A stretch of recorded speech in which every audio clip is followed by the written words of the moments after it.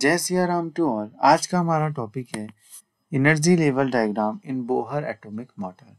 तो बोहर ने जो अपना मॉडल दिया था उसके कारण जो आपकी एनर्जी निकल के आती है आपके डिफरेंट डिफरेंट ऑर्बिट की, तो वो हम उसके कारण जो एनर्जी लेवल डायग्राम कैसे बनता है आज हम उसके बारे में डिस्कशन करेंगे। इससे प्रीवियस वाले वीडियो में हमने इस बारे में डिस्कशन किया है कि जो एनर्जी निकल के आती है वो कितनी आती है, हर एक ऑर्बिट के लिए अलग अलग निकल के आती है। तो उसका मैं डायरेक्ट यहाँ पर फॉर्मूला लिख रहा हूँ कि E n equal to -13.6 Z upon n square. ऐसा आपकी वैल्यू निकल के आती थी।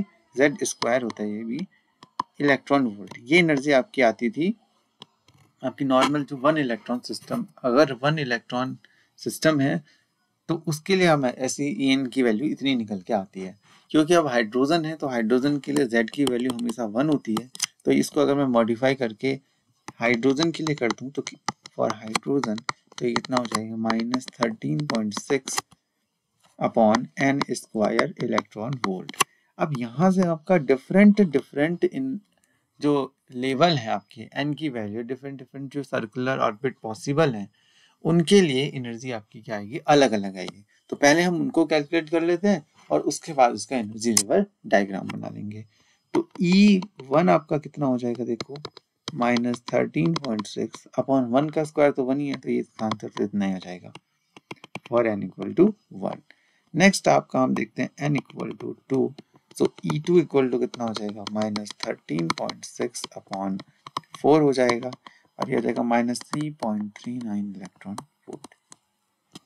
नेक्स्ट अगर मैं n इक्वल टू 3 रख लूँ तो E3 हो जाएगा और -13.6 अपॉन 9 हो जाएगा। 3 का स्क्वायर कितना 9, तो हो जाएगा आपका -1.51 इलेक्ट्रॉन वोल्ट।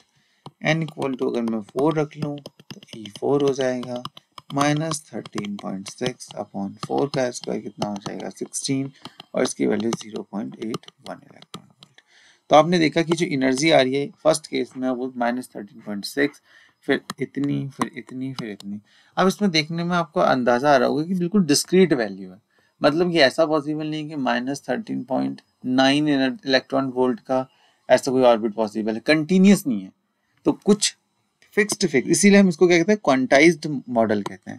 मतलब क्वांटाइजेशन यहाँ से है कि फिक्स्ड वैल्यू ही पॉसिबल है एनर्जी की, सारी वैल्यू पॉसिबल नहीं है।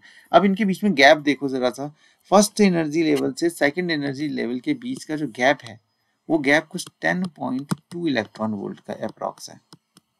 इसको आप 13.6 इसको 3.4 मानो तो कितना आ जाएगा, लगभग लगभग 10.2 इलेक्ट्रॉन वोल्ट का। इनके बीच का गैप देखो कितना कम हो गया।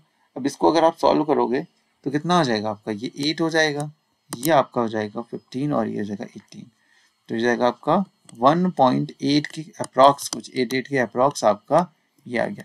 मतलब कि और फिर इनको करोगे तो और भी कम हो जाएगा, अप्रॉक्स 0.70 के अप्रॉक्स आपका इतना आपका डिफरेंस आ जाएगा। मतलब कि फर्स्ट एनर्जी लेवल से दूसरे एनर्जी लेवल के बीच में जो गैप है वो क्या होगा, ज़्यादा होगा।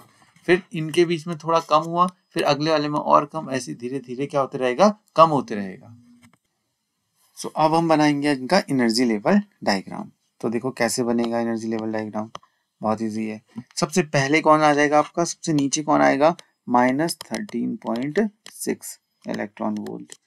अब इनके बीच में गैप ज्यादा था, सेकंड एनर्जी लेवल कितना था -3.39 इलेक्ट्रॉन वोल्ट। फिर इनके बीच में गैप धीरे और कम हो गया -1.51 इलेक्ट्रॉन वोल्ट। अब गैप और कम हो गया, ये हो जाएगा 0.81 इलेक्ट्रॉन वोल्ट। अब गैप और कम हो जाएगा, धीरे धीरे धीरे धीरे ये गैप क्या हो जाएगा, बिल्कुल कम होते जाएगा, बहुत ही कम। इसको हम कहेंगे ये दिस वन। तो यहाँ पर हो जाएगा n इनफाइनाइट। यहाँ पर n की वैल्यू कितनी है 1, यहाँ पर 2, यहाँ पर 3, यहाँ पर 4। तो ये आपका एनर्जी लेवल डायग्राम हो गया। मतलब कि एनर्जी का लेवल क्या क्या है, तो n वाले का एनर्जी लेवल है ये, 2 वाले के बीच का जो गैप है, देखो ये गैप और ये गैप धीरे धीरे क्या होते जा रहा है, कम होते जा रहा है। ऐसा कि हमने एक्सप्रेशन में भी देख ही लिया है कि इनके बीच का गैप क्या है, कम है। तो अगर आपसे क्वेश्चन आएगा एनर्जी लेवल डायग्राम बनाना है तो हाइड्रोजन के लिए, तो आप ये बना सकते हो। और फिर नेक्स्ट वीडियो में हम इसके बारे में डिस्कशन करेंगे कि जो इलेक्ट्रॉन है अगर वो किसी एक्साइटेड लेवल ऊपर वाले से नीचे आ रहा है या यहाँ से कहीं से ऊपर जा रहा है नीचे जा रहा है तो उससे डिफरेंट डिफरेंट आपकी सीरीज मिलती है, लाइमन बार्मर पार्शियन ब्रैकेट इस टाइप की। तो वो कैसे आपकी मिलेंगी, उसका एक्सप्रेशन क्या होगा, वो किस रेंज में फॉल करती हैं, तो वो सब हम नेक्स्ट वीडियो में डिस्कस करेंगे। तब तक के लिए जय सिया राम टू ऑल।